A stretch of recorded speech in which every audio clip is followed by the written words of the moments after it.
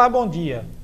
Ele é natural de Ceará-Mirim, formado em gestão pública, especialista em qualidade de vida e saúde do trabalho, mestrando em estudos urbanos e regionais, todos pela Universidade Federal do Rio Grande do Norte, onde também é servidor técnico administrativo. O Diálogo Plural de hoje vai falar sobre a atuação de Sandro Pimentel como vereador de Natal pelo PSOL, que em seu primeiro mandato é recordista em apresentar e aprovar projetos na Câmara Municipal de Natal. Temos ainda a participação da coordenadora-geral do Sinteste RN, Vânia Machado. Bom dia, Sandro. Bom dia, Vânia. Bom dia, Alexandre. Bom dia, Vânia. Sandro, vai ser uma cacofonia, mas começar do começo. Vamos embora. Como é que surgiu o seu interesse pela política? Isso veio pelo viés sindical? Veio, Alexandre, depois que eu passei 6 anos no Exército, né, saí em 91, que foi o período em que eu havia feito concurso e tinha sido chamado para a universidade, e comecei a participar das assembleias, das lutas da categoria, e fui me envolvendo, especialmente os seminários que aconteciam nacionais da minha categoria, que eu sou vigilante, né? Então participei de vários seminários, organizei outros, e a política foi entrando, e dizem que depois que a política entra na veia, aí demora a sair.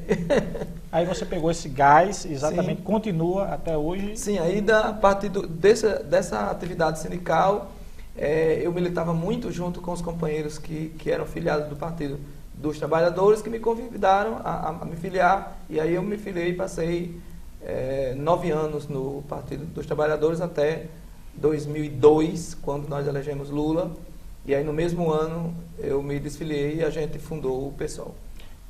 Filiado ao PSOL, as pessoas, quer dizer, o público em geral conhece muito o partido, mas fala um pouco sobre a ideologia do partido, no que mudou e qual foi essa diferença que fez sair do PT e a mudança do PSOL? Olha, eu tinha muito sonho, assim, quando eu comecei a militar, eu achava muito bonito, assim, o PT, o pessoal na rua, brigando pelos direitos, aquelas bandeiras vermelhas tremulando, aquilo me dava uma animação muito grande, porque eu comecei a ver que não há outra forma de se obter conquistas senão através da luta, né? Da luta organizada das classes, dos setores que congregam os trabalhadores. Então eu alimentava muito essa expectativa de que o PT poderia um dia assumir o poder. E assumindo o poder, no meu imaginário, ainda bem mais jovem, né? As coisas iriam mudar, mesmo sabendo que as lutas deveriam e precisariam continuar. Só que quando o Lula foi eleito, que compôs os primeiros cargos, logo na comissão de transição, quando ele anunciou a carta ao povo brasileiro, que à época eu me lembro que foi mais uma carta ao povo banqueiro do que qualquer outra coisa, então eu comecei a me decepcionar. Quando veio a nomeação dos ministros, especialmente aqueles que estavam dentro do capital, o Henrique Meirelles, por exemplo, que tinha acabado de ser eleito deputado federal pelo PSDB, e era um dos principais dirigentes do Banco de Boston, um dos maiores do mundo, né? Indicado para Fazenda, para o Ministério da Fazenda. Então eu fiquei perplexo, né? Ver o Roberto Rodrigues, que era um dos grandes latifundiários, para o Ministério da Agricultura, ou seja, comecei a ver que Lula estava indicando, como diz lá no meu interior, que eu sou de Ceará-Mirim, a raposa para tomar conta do galinheiro. Aí eu me decepcionei, foi aí que nesse período houve a reforma da Previdência, logo nos primeiros 6 meses, onde o povo foi às ruas, né? E aí a Luísa Helena foi expulsa, juntamente com o Babá, com Luciana Genro, eu me senti expulso também, e aí a gente se desfiliou, uma leva aqui, e criou o PSOL exatamente para ter esse contraponto, para prosseguir o sonho, como a Luísa Helena fala, para ser um guarda-chuva dos socialistas, um guarda-chuva das lutas populares. E é isso que é o PSOL, é um partido que representa os movimentos sociais, que representa as lutas, e que ousa representar também os anseios do povo trabalhador. Vânia. Sandro, como vigilante da Universidade Federal do Rio Grande do Norte, como você bem falou, como você consegue conciliar o trabalho na Câmara de Vereador com o trabalho na vigilância da universidade? É difícil, Vânia, muito difícil, porque eu escutava muito, né, dizer que político não faz nada. De fato, quem não quer fazer, não faz. Mas quem quer fazer, isso é em qualquer lugar, né? No sindicato, você sabe muito bem disso, que quando no sindicato o dirigente quer trabalhar, não falta trabalho. Quando ele quer enrolar, também enrola. Como também na iniciativa privada, pública, em qualquer canto, né? Então eu tenho tido uma atuação muito grande na Câmara, tanto que na sexta-feira, por exemplo, à tarde, não tem expediente. E a gente fica trancado lá no nosso gabinete, toda a nossa equipe planejando, trabalhando. Então, ontem mesmo, domingo, por exemplo. Domingo, a gente, ao invés de estar em casa, às vezes, eu vou visitar os animais, vou caminhar com os ciclistas, vou ver como é que está a situação. Então, tem muita demanda. Conciliar é difícil, mas eu tenho conseguido, porque a minha escala, como ela é noturna, e eu não quero fugir, eu não quero perder o vínculo com a minha categoria, porque, de fato, eu não sou vereador. Eu sou vigilante da UFRN. Estou vereador por um tempo, que daqui a 2 anos acaba o mandato, a gente não sabe se o povo vai querer renovar ou não. Então, não quero perder esse vínculo. Então, é um esforço muito grande, não é fácil passar o dia todo trabalhando e ainda participar de escalas noturnas, 2 noites seguidas, folgando 2. Eu trabalho 2 noites e folgo 2. Então, é um esforço tremendo, mas eu tenho conseguido dar conta, graças a Deus. Sandro, e esse assunto dessa, digamos assim, essa convivência com a questão da universidade e com a Câmara Municipal foi até serviço de matérias, talvez, para denegrir a imagem do vereador, e essa é a resposta que você dá, realmente, que é possível se conciliar quando se tem a intenção de se conciliar. Sim, é porque como nós somos oposição, Alexandre, na Câmara, então a gente é muito mais visto do que qualquer um outro, né? Então a gente não pode cometer qualquer um deslize.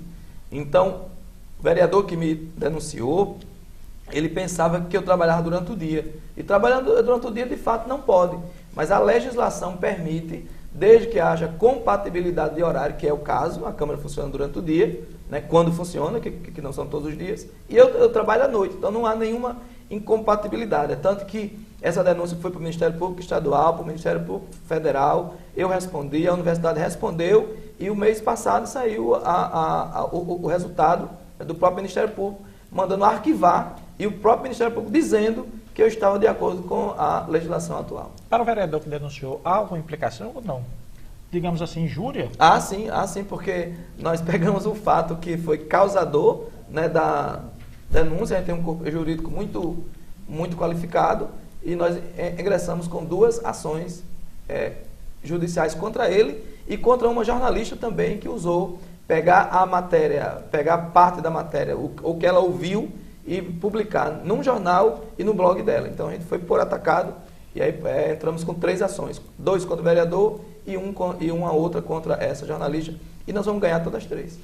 Bom, nós vamos para o final do primeiro bloco, nós temos ainda mais 1 minuto, mas essa pergunta com certeza iria passar do 1 minuto, seria exatamente o Sandro, que já foi dirigente sindical por 9 anos, como seria o Sandro sindical hoje, socialista não, sindicalista, como é que está o seu trabalho com envolvimento também com os outros sindicatos.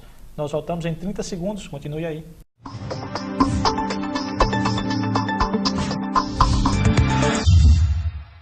Voltamos com o programa Diálogo Plural de hoje, que conversa sobre a atuação de Sandro Pimentel como vereador de Natal pelo PSOL e com a coordenadora-geral do Sinteste RN, Vânia Machado. Sandro, eu deixei uma pergunta no bloco anterior sobre o Sandro Pimentel sindicalista. Como é que está ainda essa chama? Permanece? Permanece, tanto que permanece mais acesa ainda, né? Que eu recentemente me sindicalizei também em um outro sindicato, que é o Sindiforte, que é o sindicato dos vigilantes de carro forte e de setores administrativos também. Tenho participado todas as atividades que eu tenho conhecimento e posso participar. Semana passada, por exemplo, teve um ato do Sindiguardas, nós estivemos participando. As demandas que os sindicatos trazem para a Câmara, normalmente os dirigentes nos procuram primeiro, né, pelo nosso perfil, né, não só eu, não só a mim, mas aos mandatos que têm o viés da esquerda, né, que são de fato de esquerda. E a gente tem participado tanto de atividades do Sindisaúde, do Sindiforte, do Sindiguarda, do Sinasef, do Sinteste. Eu não deixo de participar das assembleias, só quando tem atividade do Sinteste que coincide com as minhas atribuições na Câmara, então eu fico impossibilitado de participar. Mas quando não, eu participo. Então não tem porquê fugir, porque, repito, o cargo de vereador é uma chuva, né? Que a gente não sabe se a chuva passa logo, se é uma neblina, ou se ela demora um pouquinho mais. Mas as atividades militantes mais gerais, elas são permanentes. No caso, eu sou um sindicalista. Sandro, você foi eleito pela Frente Ampla de Esquerda, né? O PSTU Sim. E o PSOL. Ainda é uma surpresa, os vereadores ainda não estão acostumados com uma oposição tão, digamos assim, forte, não de fazer ferrenha nem radical, né? Mas tão forte. na Câmara Municipal do Natal? Não. E como está sendo o diálogo com os outros vereadores? Não, agora já aliviou muito, Alexandre, porque no primeiro ano é que foi complicado, porque assim, se eu entrar na sua casa, se eu nunca ter ido, eu não vou saber onde é que está o armário, a geladeira, né? Eu não conheço. A mesma coisa na Câmara, todo mundo querendo se conhecendo, porque foi mais de 50% renovado, então as pessoas queriam conhecer a gente, os colegas, e a gente queria conhecer eles, né? O limite de cada um, até onde cada um suporta, né? Determinadas críticas, e a gente foi se conhecendo. Então o primeiro ano, de fato, foi muita pedreira, foi muito complicado, foi muita confusão, muito processo, comissão de ética, né? Eu fui para a comissão de ética responder um processo. Estou com 2 processos movidos em comissão de ética para outros colegas também. Então, o primeiro ano foi meio que foi complicado, né? Mas aí depois que a gente passou a se conhecer, ver os limites do outro, então eles já sabem que a gente dialoga, gosta de inclusive quando é possível negociar, a gente negocia, está sempre aberto, não tem nenhum problema, só que a gente não abre mão da nossa ideologia, daquilo que a gente acredita, daquilo que a gente defende. Tanto que, Alexandre e Ivânia, tem projetos que a gente vota sozinho, né? A gente apresenta o projeto e a gente já sabe que só vai ter os nossos 3 votos, né? Porque são projetos, de fato, de muita ideologia. Mas a gente tem projetos que a gente apresenta antes, conversa, dialoga, cede um pouquinho ali de alguma coisa e consegue aprovar. Então, agora esse ano está bem mais tranquilo. Sandro, são 2 anos de mandatos. Você tem apresentado bastante projetos. Sim. Você poderia quantificá-los e aqui relacioná-los e mostrar para a gente qual tem sido a sua atuação durante esse período? Quando a gente foi eleito, né, quando foi eleito, eu fiz um planejamento. Talvez, por ser da área de gestão pública, né, eu acredito muito que os planejamentos eles funcionam em qualquer instância da vida, até na sua casa e em qualquer lugar. Então, logo após a eleição, a gente fez um planejamento, 3 dias, com toda a equipe, inclusive com profissionais de fora, professores da universidade que podiam contribuir, pessoas de outras áreas de atuação, e nós planejamos o mandato para 50%, ou seja, 2 anos, e para 4 anos. Então, agora, terminando agora esses 2 anos agora em dezembro, nós vamos replanejar, vamos rever aquilo que a gente planejou que não foi possível, o que não deu, porque não deu, e reaprazar. Então, nós teremos como meta apresentar bastante projeto em todas as áreas, de preferência na minha área de atuação acadêmica, né? Que é a área de gestão pública, e o meu curso que eu estou terminando agora, o mestrado em Estudos Urbanos e Regionais, especialmente a área habitacional. E a minha comissão na Câmara, que eu sou vice-presidente, é a Comissão de Planejamento Urbano, Meio Ambiente, Transporte e Habitação. Ufa, imagina aí que comissão, né? Que tem uma abrangência enorme. Então a gente tem se atido a esta área de atuação. Tanto que esses projetos, nós aprovamos agora, semana passada, o 11º projeto, então sou vereador com mais projetos aprovados nessa legislatura, e tenho 38 com mais 2, 40 projetos fechados, apresentados. Desses aí eu tive 2 que foram derrotados, que eu sabia que seria derrotada. Um queria congelar o reajuste da remuneração dos vereadores por 10 anos, e o outro queria tirar aqueles vidros ali da Câmara, que eu chamei de aquário, e chamo de aquário, que para mim é uma barreira, é um obstáculo entre o vereador e o povo, né? Esses 2 eu perdi. Os outros eu ganhei todos, a gente conseguiu aprovar todos. O curioso é que o prefeito vetou todos e a gente derrubou o veto de todos eles. Tem mais um na fila, que chegou em abril e não foi submetido ainda. Então, esse tem sido o nosso perfil. Felizmente, os nossos projetos são muito bons, tanto que os vereadores ficam se contorcendo, mas votam favorável. Você imagina um projeto que estabeleceu a frequência dos vereadores ser tornada pública, ser publicizada no site da Câmara a cada dia 5 do mês. Ou seja, de cada mês, dia 5, a frequência de todos os vereadores lá na Câmara. Quem era que ia votar contrário?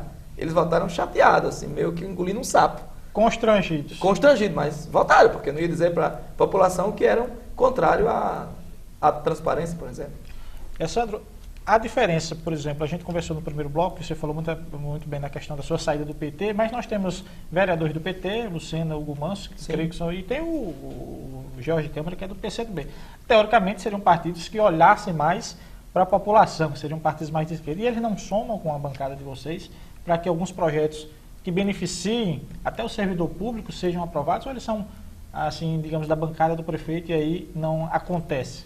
Olha só, eu acho que talvez um pouco da nossa habilidade sindical, né, por fato de ser dirigente sindical em nível de estado e em nível nacional também, me deu um know-how um pouco maior dessa experiência. Depois que a gente entrou na Câmara, eu comecei a ter contato com alguns colegas, vi algumas insatisfações, a gente foi dialogando e a gente conseguiu montar um bloco com 10 vereadores, que a gente chama de G10. E esse bloco ele tem sido fundamental. E eu digo por quê? Porque para a gente aprovar uma CEI, que é a Comissão Especial de Inquérito, que inclusive eu estou presidindo uma agora, precisa de 10 votos. E a gente conseguiu um bloco com 10. Por outro lado, para o governo aprovar um projeto em regime de urgência, por exemplo, ele precisa ter 20 votos. E eles têm 19. Ou seja, então tem que negociar. A gente deu um checkmate neles, né? Então, assim, tem que negociar. Agora, esse bloco que nós estamos incluídos, que temos nós do PSOL, o PSTU, aí tem os dois do PT, o PCdoB não está, mas tem PSDC com Eleica, aí tem o Rafael Mota, tem o Jacó, tem São Paulinho Freire, enfim, um bloco bastante heterogêneo do ponto de vista político partidário.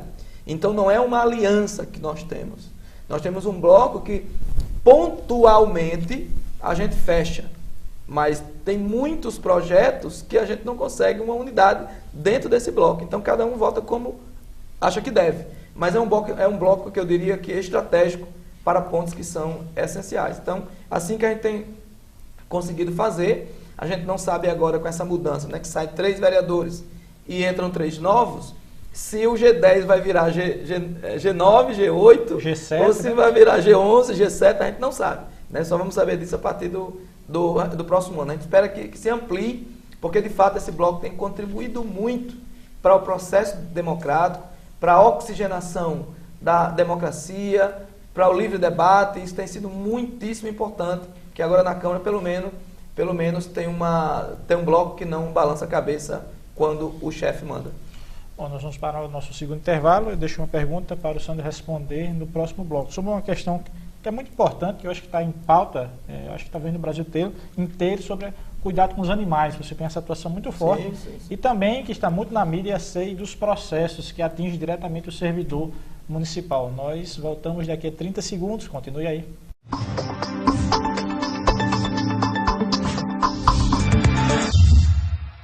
Estamos de volta com o Diário Plural de hoje, que conversa sobre a atuação do vereador Sandro Pimentel, do PSOL, com a participação de Vânia Machado, coordenadora-geral do Sinteste-RN.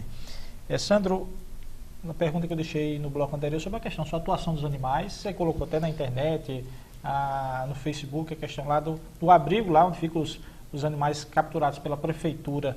E essa CEI dos processos que atinge muito, acho que é efetivamente o servidor público. Vamos começar pelos animais, depois a gente passa para a CEI. Como é que está a sua atuação? Bora. Alexandre, olha só. A situação dos animais em Natal é uma situação de abandono e de muita preocupação. É algo que quando você toca no assunto eu paro um pouco, porque até me emociona, que é uma coisa que está diretamente relacionada à vida. E são abandonados. Os animais, os de grande porte, vamos dizer. Os equinos e os bovinos, que são apreendidos na rua, que ficam soltos e tal. A maior parte deles, oriundos, vítimas de carroceiros, que usam o animal e abusam. Quando o animal fica velho ou doente, não presta mais, joga no lixo, ou seja, joga na rua, descarta. Abandona, descarta completamente. E ficam soltos e a prefeitura recolhe. Só que a prefeitura recolhe para onde? Para um curral que não tem um veterinário. Você imagina você chegar no Valfredo Gugel com a perna quebrada e não ter um médico. Mesma coisa. Chega o cavalo, chega o burro lá no curral.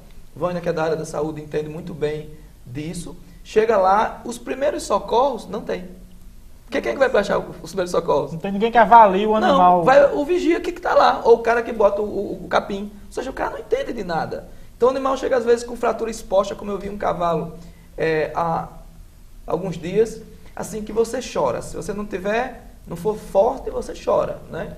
Com fratura exposta e fica lá, a perna pendurada no couro, E não tem ninguém que olhe e diga, olha, não tem jeito, vamos sacrificar mesmo, ou tem jeito, vamos ver o que é que você pode fazer. Então, depois que eu comecei a ir lá, né, e fazer denúncias fortes mesmo, pedi uma audiência com o prefeito, inclusive ele me atendeu, foi a única audiência que eu tive com o prefeito até agora, que a gente já tinha pedido várias, ele não atende, mas essa ele atendeu, que ele viu que a situação era difícil. A gente estava decidido a colocar outdoor em Natal e fazer uma política no aeroporto dizendo, seja bem-vindo à capital que não cuida dos animais. Ou seja, isso para Natal seria horrível. Eu não queria fazer isso, mas eu seria obrigado com uma forma de pressionar, né, juntamente com diversos protetores que estão todos endividados nas clínicas, porque pega o animal, não tem onde levar, acaba indo para a clínica. Você pega um gato agora que está doente no meio da rua, ou um cão, ou você leva para a sua casa para cuidar, ou leva para uma clínica gastando dinheiro do seu bolso, ou então deixa o bichinho morrer. Porque o centro de zoonose, por exemplo, só recebe quando o animal está com calazar, já está doente, para fazer eutanásia. Ponto. Nada mais que isso. Então a gente começou a denunciar, as coisas melhoraram, já foram colocadas areia num piso, 7 carradas de areia que faltavam, coisa simples. Uma cobertura nos coxos que não tinha, os coxos estão todos cobertos agora. Vai ser feito até o final de dezembro uma reforma geral, e a gente, pelo que a gente viu, não é o que a gente quer, porque é nosso sonho, e o que a gente vai lutar por isso, que eu vou tentar incluir no orçamento, é a construção de um hospital veterinário. Esse é o nosso sonho. Não é com técnico de enfermagem, com enfermeiro, com veterinário, mas até que isso chegue, a gente pretende melhorar a situação atual. E a gente espera que com essa reforma que vai ser feita até o final de dezembro agora, vai dar uma nova cara, vai dar uma nova roupagem. Não é o ideal, mas vai melhorar muito.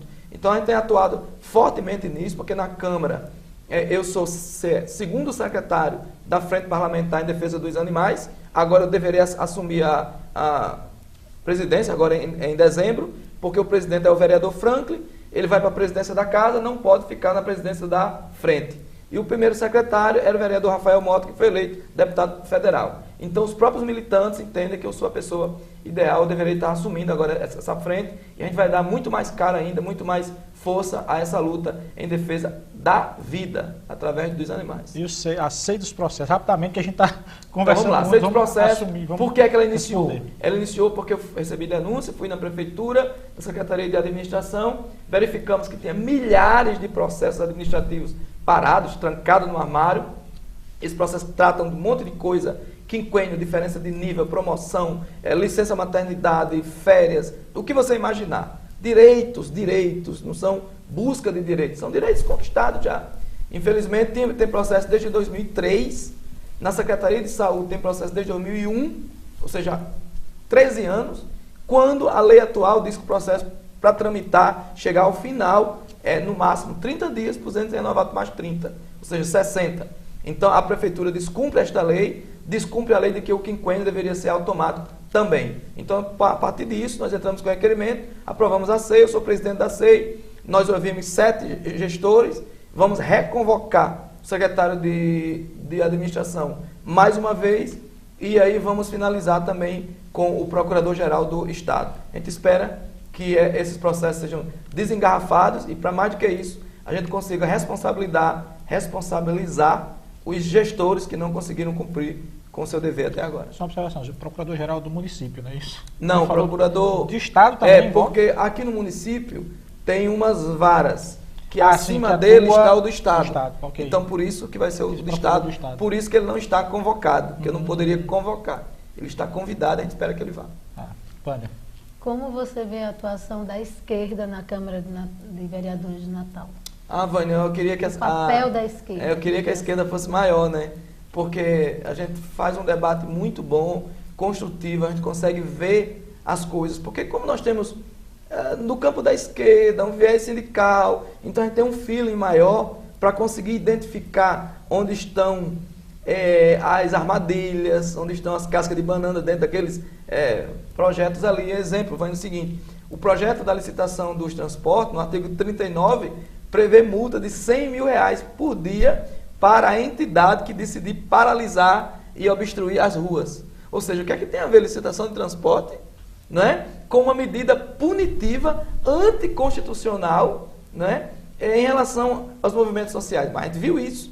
Então, são coisas que a gente tem um outro olhar, né? E tem sido muito bom, porque a gente tem feito um debate, acredito que muito avançado, um debate que tem qualificado a Câmara, não dito por mim, mas as pessoas que se encontram com a gente dizem isso, parabenizam, e eu acho que a gente está no caminho certo. Pena que a esquerda ainda é muito pequena na Câmara.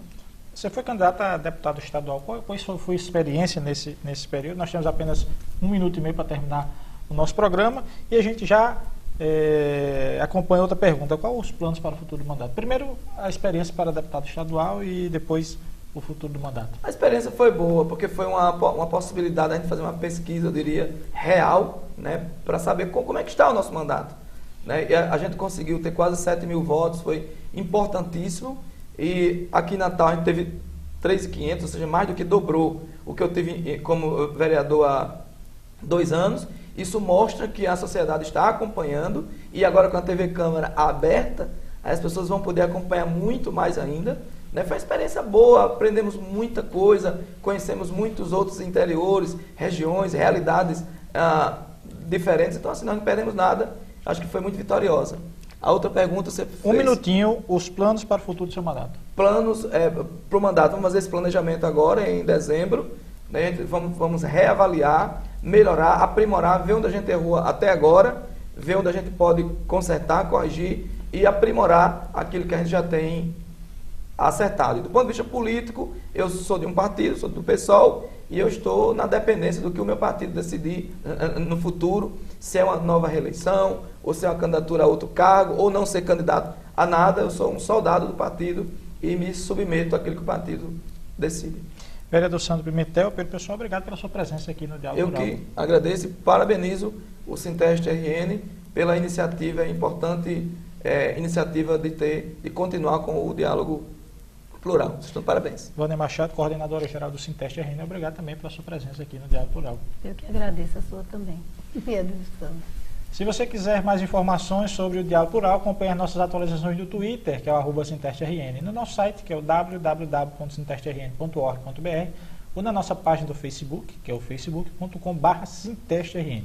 Até o próximo domingo.